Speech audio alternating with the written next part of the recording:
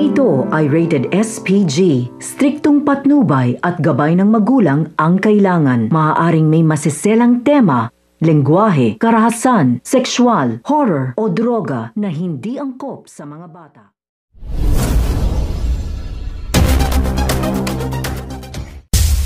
Patuloy pa rin nga nagtatago sina President Oscar Hidalgo, Ambo at Elizabeth.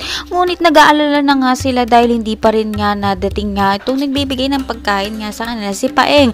Kaya naman sinabi nga nito ni Ambo na kinakailangan na nilang umalis muna nito ni Elizabeth upang dumiskarte ng kanilang makakain dahil nga mamamatay nga sila sa gutom dahil ilang araw na nga rin silang hindi nakakakain. Papunta na sana si Paeng dito kina President Oscar Hidalgo nang makita nga siya ng kanyang lolo na si Kabastian at dito nga pinigilan nga ito na magbigay ng pagkain sa mga ito. Kaya sa paglabas nga nila nila Ambo at Elizabeth ay hindi naman nila inaasahan na paparating nga itong sina Armando kasama nga itong sina Cardo sa bayan nga ng San Andres. Nagulat nga itong si Ambo nang mamataan niya nga ang mga ito, kaya agad-agad siyang pumunta kay President Oscar Hidalgo upang ibalita ang kanyang nakita.